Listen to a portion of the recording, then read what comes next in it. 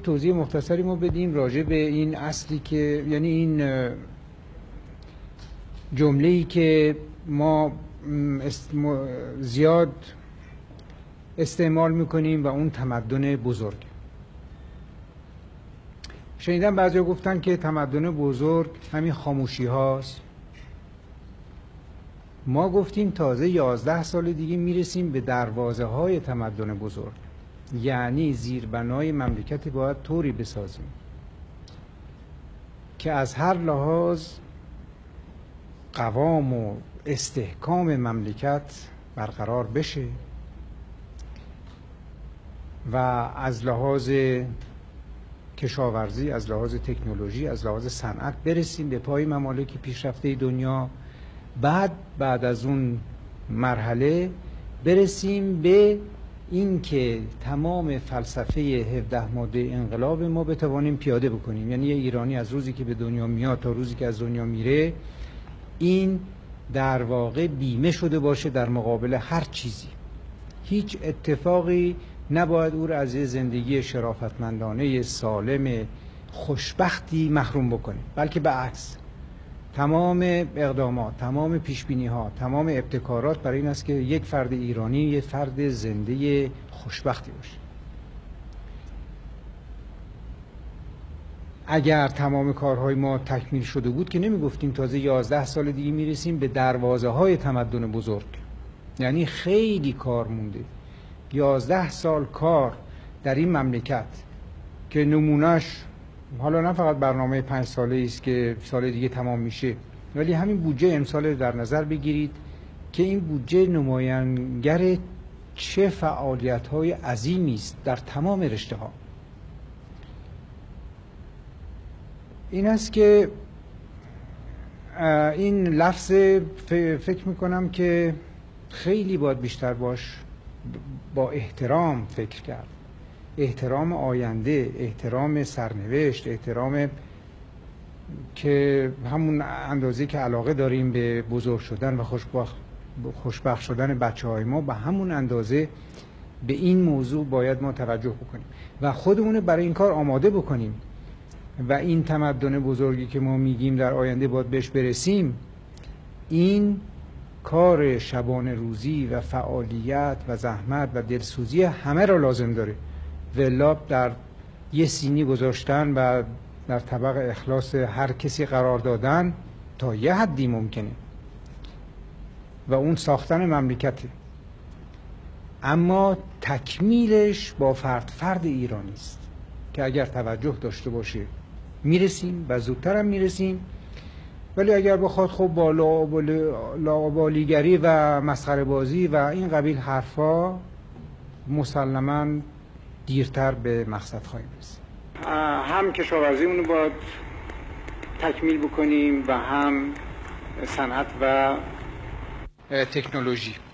هر دو باعث تولید می شود، تولیدی که یک روزی باید جایگزین نفت بشه. ولی تا موقعی که نفت داریم، نفت باید به حد اکثر به خوبی مورد استفاده قرار بگیریم، برای اینکه در واقع هر چی که از این درآمد به دست ما میرسه برای سازندگی مملکت و برای تولید ثروت‌های آینده مملکت خرج بشه، برای اینکه تمام دستگاه‌ها خودشون نقاط ضعف خودشون ببینن.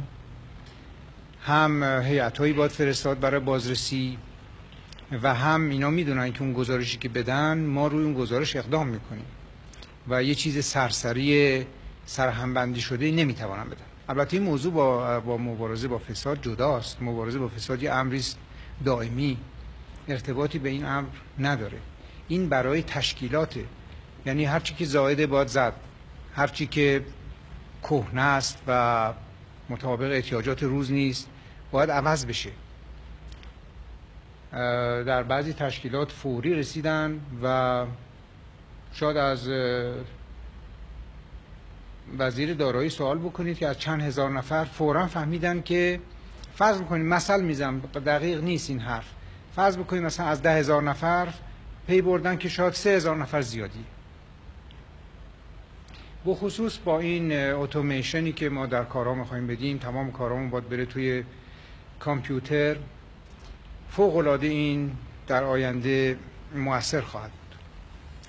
منتها باید به فکر این بود که خب افراد زائد یا جابجا بکنیم یا بازنشسته هستن یا بازخرید بکنن یا اینکه به کارهایی که جدیداً تأسیس میشه به اونجاها مأمور بکنن. ولی مبارزه با فساد یک امری است دائمی.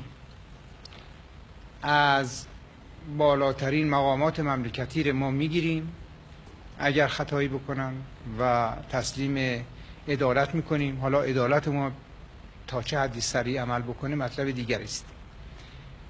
تا اشخاص عادی شاید الان صدها یا حتی هزار خورده پرونده در جریان. یک چیز ایرانی نباید اشتباه بکنه. موضوع فساد و دزدی با پول درآوردن از راه کار. اگر یک کسی کار کرد، زحمت کشید، پول درآورد، میلیاردر شد، به شرطی که مالیاتش بپردازه، این باید مورد علاقه هر کسی باشه. ولی نه اینکه ما بی خودی حسادت بکنیم به کسی که از راه صحیح و به اصطلاح جان کندن پول درآورده. پس چیکار میخواید بکنن؟ برن یه مملکت دیگه مهاجرت بکنن، اونجا تازه از راه فعالیت شدید به جایی برسن. خب چرا مملکت خودشون نکنن این کار؟ پس این دو موضوع رو کاملا از هم جدا بکنید.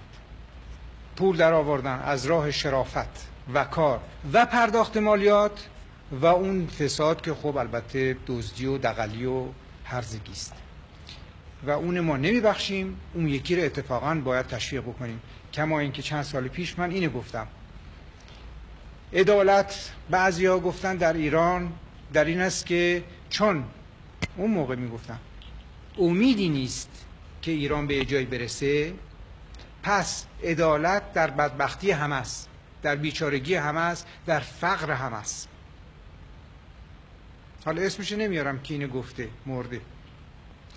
من میگم امروز عدالت در ایران در رفاه همه است و وسایلی باید فراهم بکنیم که هر کسی که یه قدری غیرت داشت و یه قدری کار داشت به رفاه حتمی برسه. از اون بالاتر هرچی بیشتر گیرش اومد به قول معروف چه بهتر. ولی باز هم به همون شرط، پرداخت مالیات حقه قانونی.